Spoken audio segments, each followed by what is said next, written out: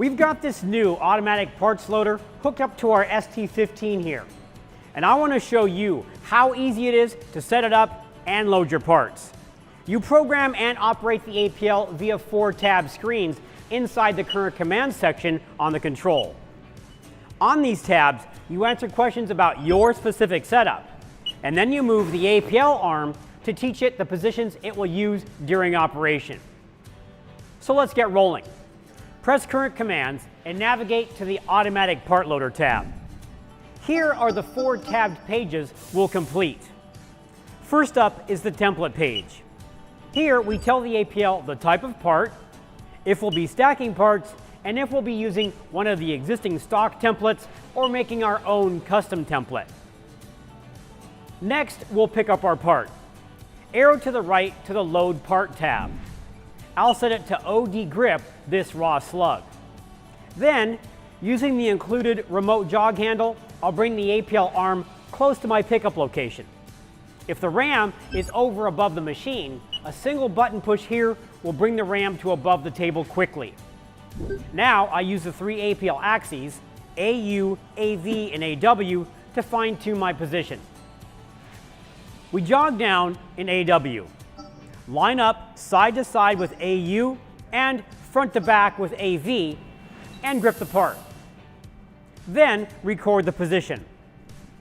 We'll jog up a little bit and then press move to automatically travel back to above the door.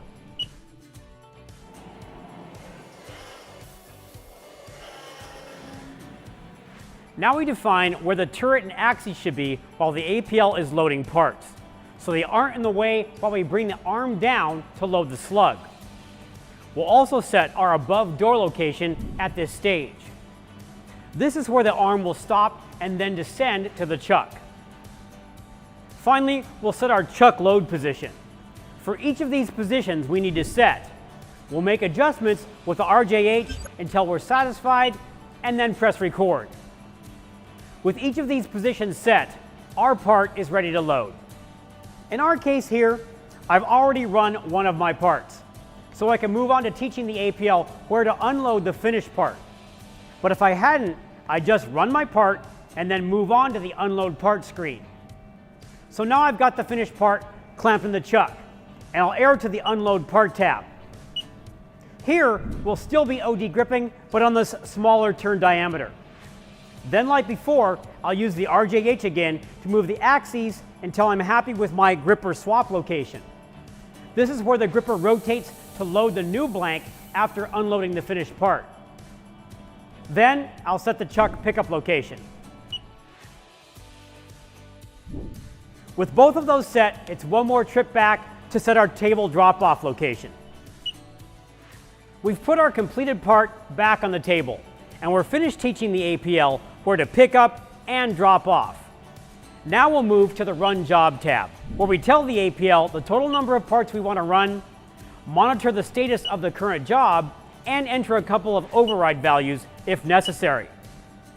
Now that everything is programmed, here are the 4 steps to run the APL automatically.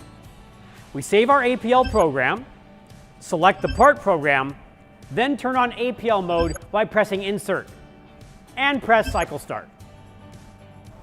We've got another step-by-step video that walks you through every detail of getting your APL set up and running. But hopefully this quick summary gives you a good idea of just how easy it will be to get your APL loading your parts. Thanks for watching, and we'll see you next time.